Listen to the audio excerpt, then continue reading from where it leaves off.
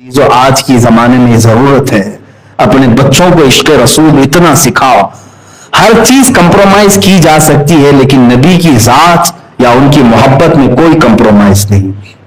انشاءاللہ العزیز ایک وقت آئے گا جب میں یہ مہم چھیڑوں گا. انشاءاللہ ہم اگرچہ ہندوستان میں رہ رہے ہوں، بھارت میں رہ رہے ہوں، میجورٹی جس کی بھی ہو، لیکن ہم مسلمان یہ قانون پاس کرانے کی ضرور کوشش کریں گے کہ بھارت میں رہتے ہوئے کبھی کوئی حضور پاک کی شان میں گستاخی نہ کرے.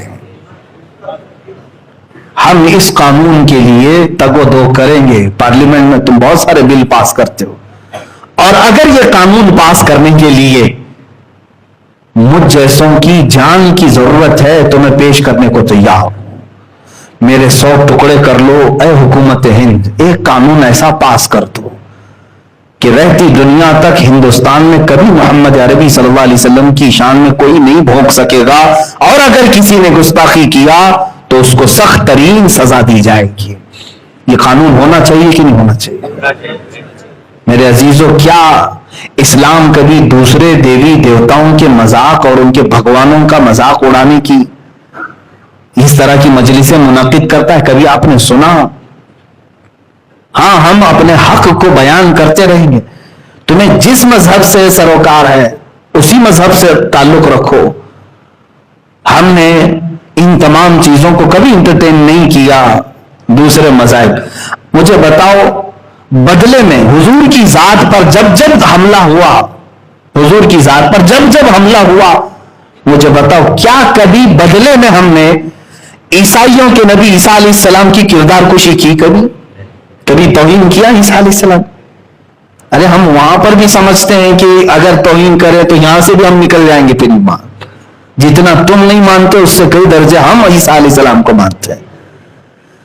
یہودیوں نے اگر حضور کے کارٹون بنائے تو کیا ہم نے بدلے میں ان کے نبی موسیٰ علیہ السلام کے کارٹون بنانے کی اجازت دی؟ کبھی کیا ہم؟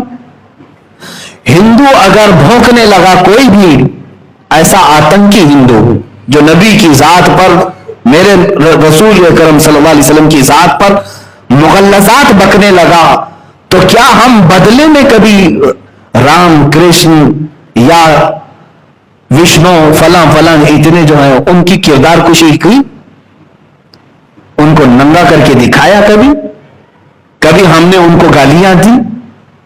میرے عزیزو، اسلام ہے ہی نہیں، بلکہ اسلام یہ کہتا ہے لا تسبوا الذین یدعون من دون اللہ. اللہ نے یہاں تک فرمایا تم ان لوگوں کو گالی ہی مت دو جو اللہ کو نہیں مانتے. گالی مت دو. کیا ہوگا؟ فیسبوا اللہ عدوا بغیر علم. اس لیے کہ پھر وہ پلٹ کر کے تمہارے اللہ کو گالیاں دینے لگیں گے. ہم تو شروع کرتے ہی نہیں، کہیں پر شروع کرتے ہی نہیں. ہاں، ایک بات یاد رکھ لیں، جواب ہم کسی کی گستاخی کا، اگر تم نے میرے نبی کی شان میں گستاخی کی تو بدلے میں ہم تمہارے کسی دیوی دیوتا کی گستاخی کر کے بدلہ نہیں لیں گے. ہمارے انتقام لینے کا طریقہ کچھ اور ہے. وہ انشاءاللہ العزیز وقت بتائے گا، وہ وقت بتائے گا. نبی کونین صلی اللہ تعالی علیہ وسلم کی ذات پر کسی نے انگلی اٹھائی تو ہم بدلے میں یہ نہیں کہیں گے کہ تمہارا خدا ایسا تھا، تمہاری دیوی ایسی تھی، تمہارا دیوتا. ہمیں اس سے سروکار ہی نہیں. ہم چھیڑ چھاڑ دیوی دیوتاؤں سے نہیں کرنا چاہتے ہیں، اس لیے کہ ہم عقل رکھتے ہیں. اگر ایک ہندو نبی کونین صلی اللہ علیہ وسلم کی شان میں اگر گستاخی کیا تو میں پلٹ کر کے اس کے بھگوان کو گالی دوں گا تو کروڑوں ہندو اور بھی تو ہیں جو خاموش تھے. کروڑوں ہندوؤں کے خدا کو میں کیوں گالی دوں؟ ایک نے کیا ہے نا، میں اس سے نپٹوں گا جس نے گستاخی کی ہے. یہ نہیں کہ اس کی پوری برادری سے. اسی طرح سے میں دنیا کو بھی آج یہی کہتا ہوں، فرانس کا جو مسئلہ لے کر یہ انہوں نے ایشو بنایا، اتنا بڑا ایشو بنایا، فرانس میں ہوا کیا تھا معلوم ہے؟ فرانس کا ایک ٹیچر، اسکول کا ٹیچر، اپنے اسٹوڈنٹس کے سامنے میرے نبی کے خاکے بنا بنا کر یہ دکھا رہا تھا، حضور صلی اللہ تعالی علیہ وسلم. اس کی شکایت بھی ہوئی آلریڈی، یہ اچانک نہیں ہوا یہ سب کچھ، اس کی شکایت ہوئی انتظامیہ سے. ایکشن نہیں لیا گیا. تو ایک نوجوان چیچن کا جس کا نام عبداللہ بتایا گیا, وہ اپنی بھاوناؤں پر قابو نہیں پایا, اٹھا اس نے قتل کر دیا, مار ڈالا. جو ٹیچر خاکے بنا رہا تھا اس کو اس نے قتل کر دیا. یہ معاملہ اس کا پرسنل ہے, ٹھیک ہے, یعنی اس نے جو سٹینڈ لیا وہ وقت کا اس کا تقاضا تھا, اس نے سٹینڈ لیا اور مار دیا. لیکن مجھے یہ بتاؤ, کیا اس عبداللہ چیچنیا کو, شیشانی کو چھوڑ دیا گورنمنٹ نے؟ اسی وقت پولیس نے گولیوں سے بھون دیا, اس عبداللہ کو بھی ختم کر دیا. اور میں یہ جو ہمارے ہاں بھونکتی ہے میڈیا, ان تک یہ بات پہنچاؤں گا. یہ پورے کے پورے مسئلے کو ڈائیورٹ کر کے یہاں ڈیبیٹ کر رہے تھے, 8-10 دن تک اسی پر بکواس کرتے رہے. میں آپ کو بتاتا ہوں, بات ایک ٹیچر کی اسٹوڈنٹ کی تھی, ختم ہو گئی. اس نے اس کو مارا, اس کو تم نے مارا, ختم کر دینا چاہیے نا, بات تو ختم کر دینا چاہیے. ہوا کیوں تھا یہ بھی معلوم ہے, اس نے خاکے بنائے, اس نے مارا. چلو اس نے مارا تو تم نے بخشا تھوڑی نہ ہے, پولیس نے اس کو بھی مار دیا, بات ختم ہو گئی. لیکن اب اس ٹیچر کی حمایت میں جس نے خاکے بنائے تھے, غلط کیا تھا کہ نہیں کیا تھا؟ ایک سیکولر آدمی سے بھی میں پوچھوں گا جس کا اسلام سے تعلق نہیں, اس سے بھی میں پوچھوں گا چھیڑا کس نے تھا؟ اسے کیا ضرورت تھی رسول پاک کی ذات کو چھیڑ چھاڑ کرنے کی؟ اسے معلوم ہے یہ سینسیٹی کتنی ہے اس کے اندر, کہ حضور اکرم صلی اللہ تعالی علیہ وسلم کو لے کر کے پورے مسلمان کتنے جذباتی, اسے معلوم ہے. کیوں چھیڑا؟ اس نے غلطی کی تھی, مارا گیا, اور جس نے مارا تھا اس کو بھی قتل کر دیا گیا. لیکن حکومت فرانس اب اس کے بیچ میں کودتی ہے, فرانس کا صدر اس کے درمیان آتا ہے, اور وہ اس ٹیچر کی حمایت میں کہ اس کو ایک ٹیررسٹ نے قتل کر دیا, اور ہم ٹیررسٹ کے مقابل میں اس کو شردھانجلی پیش کرتے ہیں کہ اس کو بھی ٹیچر کو, ان کے قول کے حساب سے یہ مظلوم مارا گیا, اس لیے انہوں نے اس کو ہیرو بنا کر کے اس کے خاکے بلڈنگوں پر لگائے. اور جو اس نے اپنی زندگی میں نبی کی توہین کرنے کے لیے جو خاکے بنائے تھے اسٹوڈنٹس کے درمیان, اب گورنمنٹ نے فرانس کی اپنی حکومت کے جو ادارے ہیں پوری بلڈنگ پر حضور کے خاکے لگاتی ہیں. آج تک کبھی ایسا نہیں ہوا تھا. عام آدمی کر رہا تھا, ٹھیک ہے, لیکن حکومت کا صدر, پریزیڈنٹ اگر اجازت دے, میرے عزیزوں, پارلیمنٹ کے اوپر اگر کسی چیز کی تصویر لگے تو معنی رکھتی ہے کہ نہیں؟ ہائی کورٹ پر اگر کوئی تصویر لگے تو معنی رکھتی ہے کہ نہیں؟ راج بھون پہ اگر کوئی تصویر لگے تو معنی رکھتی ہے؟ یہ گورنمنٹ بلڈنگیں ہیں. فرانس کی گورنمنٹ بلڈنگ کے اوپر میرے نبی کی شان میں پوری توہین آمیز خاکہ بنا کر کے انہوں نے لگا دیا, کہا جس کو جو کرنا ہے کر لو, ہم بھی خاکے بناتے ہیں. اب یہاں پر میں فلسفہ سمجھاتا ہوں, جو بات میں نے پہلے کہی, یہ اپنے آپ کو بہت سیکولر کہتے ہیں. ظالموں, تم سیکولر نہیں ہو, شدت پسند ہو, تم شدت پسند ہو, کٹر واد ہو تم لوگ.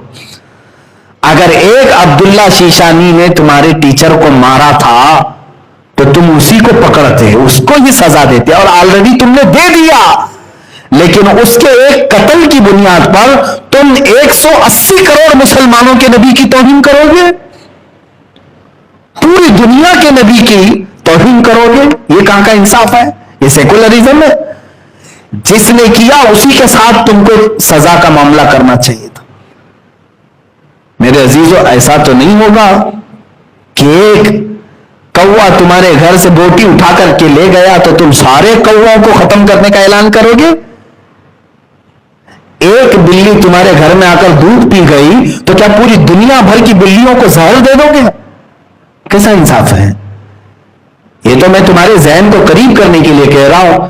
اگر عبداللہ شیشانی نے تمہارے ٹیچر کا قتل کیا تھا تو اسی کو سزا دو, تمہارے حساب سے اسی کو سزا دیتے, اور دے بھی دیا, تم نے گولیوں سے بھون دیا. لیکن یہ کیا کہ پوری دنیا میں جو آباد مسلمان ہیں 180 کروڑ کے قریب مسلمان ہیں، 180 کروڑ مسلمان، 2.25 ارب مسلمانوں کے جذبات سے تم نے کھیلا، ان کے نبی کی توہین کی۔ اس لیے آج ہم نے فرانس کے خلاف سخت ایکشن لیا، اس کی مصنوعات کا بائیکاٹ کرنے کا اعلان کیا۔ لیکن حیرت کی بات ہے، جب یہاں ہندوستان میں پروٹیسٹ ہونے لگے اس کے خلاف، اس کی مصنوعات کے بائیکاٹ، ان کے پروڈکٹس کے بائیکاٹ کرنے لگے، تو اس میں بیچ میں ہماری میڈیا کود گئی۔ اور پھر حیرت کی بات یہ ہے کہ ہمارے پرائم منسٹر کی طرف سے ٹویٹ ہوا کہ ہم فرانس کے ساتھ کھڑے ہیں۔ یہ ہماری آج زندگی ہے میرے، ایک بات سمجھ کر کے چلو، تمہیں کیا ضرورت تھی اس میں کودنے کی؟ اگر انڈیا کا کوئی پرائم منسٹر ہو، کچھ بھی ہو، یہ جب ایشو پوری دنیا کے مسلمانوں کا آ گیا، اور ہندوستان میں خود 25 کروڑ مسلمان ہیں، تمہیں ان کی بھی بھاوناؤں کا خیال کرنا چاہیے تھا۔ تم اگرچہ ہمارا ساتھ نہ دیتے، کم از کم اس میں خاموشی تو اختیار کر لیتے۔ نہیں، لیکن حکومت وقت پر بیٹھا ہوا درندہ یہ بتانے کی کوشش کر رہا ہے کہ میں اپنے دیش میں رہنے والے مسلمانوں کا حامی نہیں ہوں، ان کا دشمن، یہ بتانے کی کوشش کیا انہوں نے۔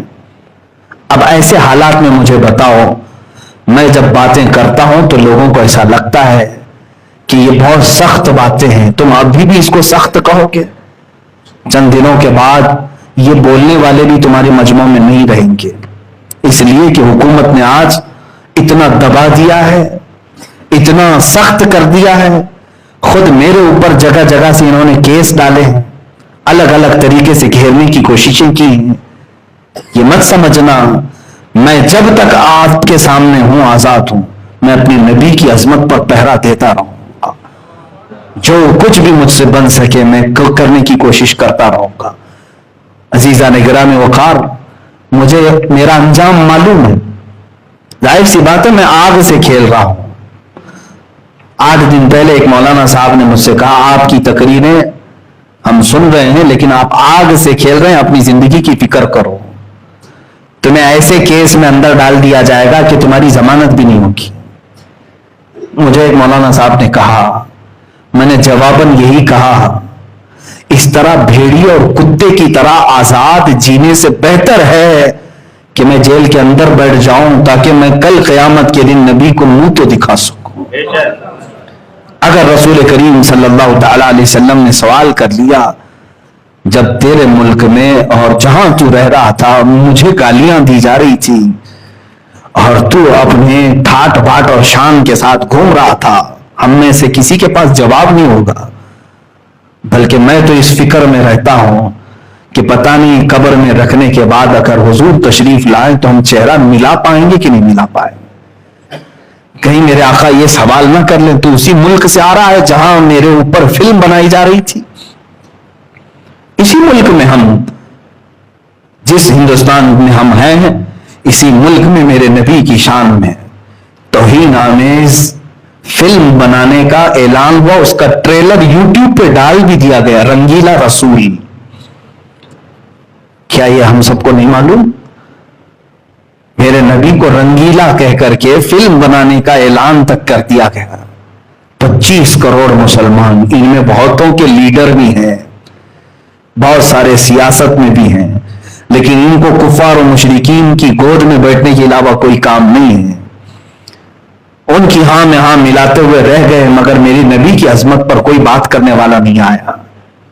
اکا دکا ہوں گے الا ماشاء اللہ، میں سب کی بات نہیں کر رہا ہوں، لیکن یاد رکھنا اب اللہ ہم پر ذلت کو مقرر کر دے گا، یہ میرا میسج یاد رکھنا۔ وجہ یہ ہے کہ تم نے اپنی زندگی کو اہمیت دے دی، نبی کی ذات کو کوئی اہمیت نہیں دیتے ہو۔ تمہارے اوپر اگر کچھ ہو جائے تو تم آسمان سر پر اٹھا لیتے ہو، لیکن رسول پاک کی ذات کے لیے تم میں سے کوئی کھڑے ہونے کو تیار نہیں ہوتا۔ میرا یہ پیغام سارے مسلمان سنیں، میں سب تک یہ بات پہنچا رہا ہوں۔ اقبال نے سچ کہا، بمصطفیٰ برساں خیش کے دی ہم اوست، گر بہو نہ رسیدی تمام بھول حبیث۔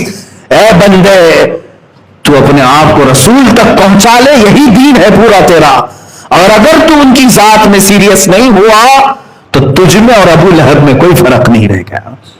ابو لہب کی زندگی گزارنا چاہتے ہو؟ ابو لہب کی طرح جینا چاہتے ہو؟ عزیزان گرامی وقار، رسول کریم صلی اللہ تعالی علیہ وسلم کی جب جب بات آئی ہے قرآن میں، میرا رب کس طرح دفاع کر رہا ہے، آپ کو حیرت ہونی چاہیے. مکہ والوں نے جب یہ کہا وَدَّعَ رَبُّ مُحَمَّدٍ مُحَمَّدًا، محمد کے رب نے محمد کو چھوڑ دیا، اس لیے کہ 15 دن تک کوئی آیت نازل نہیں ہوئی تھی. 15 دن تک قرآن کی کوئی آیت نہیں آئی تھی، تو کافروں نے بات بنانا شروع کر دیا کہ محمد کے رب نے محمد کو چھوڑ دیا. جانتے ہو یہ میرے رب کو گوارا نہیں ہوئی بات. جواب میں پوری سورہ نازل فرما دی وَالضُّحَىٰ وَاللَّيْلِ إِذَا سَجَىٰ مَا وَدَّعَكَ رَبُّكَ وَمَا قَلَىٰ. میرے نبی کے چہرے کی قسم، چہرے وَالضُّحَىٰ کی قسم جو صبح کے سورج کی طرح چمکتا ہے، ان کی زلفوں کی قسم، ما ودعک ربک وما قلا. اے نبی، نہ آپ کے رب نے آپ کو چھوڑا ہے اور نہ کچھ کم کیا ہے. وللآخرۃ خیر لک من الاولی، بلکہ اے رسول آپ کی ہر آنے والی گھڑی اللہ نے پہلے سے بہتر بنائی ہے. اللہ دفاع کر رہا ہے، ڈیفنس کر رہا ہے. تم اگر کوئی بھی بولو گے قرآن کی آیت نازل ہو گئی. لوگوں نے کہا نبی کے بیٹے کے انتقال کے بعد ان کی اب نسل کٹ گئی، ابتر ہے. اب یہ ابتر کہتے جس کی نسل کٹ گئی. حضور کو جب کسی نے تانا مارا تو اللہ نے آیت نازل کی، بلکہ پوری سورہ انا اعطیناک الکوثر فصل لربک وانحر ان شانئک هو الابتر. اے نبی، ہم نے تو آپ کو کوثر عطا کیا ہے، خیر کثیر عطا کیا ہے. آپ اٹھیں اپنے رب کی عبادت کریں، قربانیاں کریں. اور آپ کو جس نے دشمن نے کہا کٹی ہوئی نسل، اللہ فرماتا ہے ان شانئک هو الابتر. اے محبوب، آپ کا دشمن کٹی ہوئی نسل کا ہے، آپ نہیں. اور میرے مولا نے سچ فرمایا، پوری دنیا کے خطے میں گھوم کر کے دیکھ لو، ہر علاقے میں سادات کہیں نہ کہیں نظر آئی جائیں گے. میرے نبی کی آل ہر جگہ ہے. لیکن بتاؤ ابو لہب کا بیٹا کہاں ہے آج؟ اس کی اولاد کہاں ہے جس نے کہا تھا حضور کو کہ ان کی نسل کٹ گئی؟ جب جب میرے نبی کونین صلی اللہ علیہ وسلم پر کسی نے انگلی اٹھائی، اللہ تعالیٰ نے فوراً آیت نازل کر دی. ابو لہب نے کہا تھا حضور نے جب سب کو جمع کیا، کہا میں اللہ کا آخری رسول ہوں، اللہ ایک ہے، تم سب یہ بتوں کو چھوڑ دو. اس نے کھڑے ہو کر کے کہا تھا تبن لک یا محمد، اے محمد تمہارے ہاتھ برباد ہو جائیں. معاذ اللہ، کیا تم نے اس لیے ہم کو جمع کیا؟ یہ کہہ کر کے نکلا، پہلی گالی دیا تھا اس نے. حضور کو اس وقت تک کسی نے بھی برے جملے نہیں کہے تھے، کیونکہ 40 سال تک حضور کے اخلاق پر کوئی بات کرنے والا نہیں تھا. پہلی مرتبہ ابو لہب نے جب یہ کہا تبن لک یا محمد، معاذ اللہ رب العالمین، اے محمد تمہارے ہاتھ خراب ہو جائیں، فلاں ہو جائیں، معاذ اللہ. جانتے ہو رب تعالیٰ خاموش نہیں، اللہ نے پوری سورہ نازل کر دی تبت یدا ابی لہب وتب. ابو لہب کے دونوں ہاتھ برباد ہو جائیں، ہمیشہ کے لیے تہس نہس ہو جائیں. اور پوری سورہ اس کی مذمت میں نازل کر دی. ایک بار ابو لہب نے میرے نبی سے کہا ہوگا، لیکن رب نے قرآن میں اتار کر کے کروڑوں مسلمانوں کی زبان سے اس کی مذمت کرائی، اور قیامت تک کرتے رہیں گے. جب جب تبت یدا پڑھتے رہیں گے ابو لہب پر لعنت ہوتی رہے گی. یہ میرے نبی کی عظمت کو قرآن نے یوں کہا ہے، جب کبھی کوئی گالی دے اللہ رب العزت ڈیفنس میں آ گیا، رب تبارک و تعالیٰ دفاع میں آ گیا. ایک بات یاد رکھنا، جو نبی کی عزت اور عظمت پر پہرا دینے کے لیے کھڑا ہوتا ہے وہ اپنے رب کی سنت پر کھڑا ہو رہا ہے، وہ اپنے مولا کی سنت پر آ رہا ہے کہ اللہ تعالیٰ گوارا نہیں کرتا اپنے نبی کی شان میں توہین، میں تو امتی ہوں، کیسے برداشت کروں. مجھے وہ بات یاد آتی حضرت خباب رضی اللہ تعالیٰ عنہ. اللہ مکہ مکرمہ کے ظالموں نے گھیر کر کے ایک صحابی کو سولی پر چڑھا دیا تھا. سارے لوگ جمع تھے، پتھر مار رہے تھے، اور جب باندھا گیا ان کو کھمبے سے تو ان کے ناخنوں کو پکڑ سے کھینچا، ان کی ناک کو کاٹا، کان کو کاٹا، ہونٹ کاٹے، مسلا کر دیا، ان کی آنکھوں میں سلائیاں پھیر دی. اور اس کے بعد کسی نے پکار کر کہا اے خباب، اے خبیب، کیا ہی اچھا ہوتا کہ کہ تمہاری جگہ محمد ہوتے اور تم آرام کر رہے ہوتے، انہی کی وجہ سے تو تم یہاں تک پہنچے ہو، اتنی سزا ہو رہی ہے، سب کٹ گیا ہے، خون جاری ہے، مجال ہے کہ وہ سن کر کے خاموش رہے ہو، اسی سولی کے پھندے پر ہی چلانے لگے، اے خبردار میرے نبی کے بارے میں بولنے والوں، میرے جسم کے ٹکڑے ٹکڑے کر لو، میں گوارا کروں گا، میرے نبی کے تلووں میں کانٹا بھی چبھے، خباب کو برداشت نہیں ہوگا۔ بمصطفیٰ برساں خیش کے دی ہماہوس، اپنے آپ کو نبی تک پہنچا دو، دین پورا وہی ہے، دین پورا وہی ہے۔ صحابہ نے ہمیں یہی سکھایا ہے۔ آج تم اپنے لیے جی رہے ہو، اپنے مفاد کے لیے، اپنے مقاصد کے لیے، اپنے مطالب کے لیے، ہم اسی کے تو رہ گئے۔ اسی لیے میرے مرشد نے کہا تھا، بلحوث سن سیم و زر کی بندگی اچھی نہیں۔ بلحوث کہتے ہیں خواہشات کا پجاری، بلحوث سن سیم و زر کی بندگی اچھی نہیں،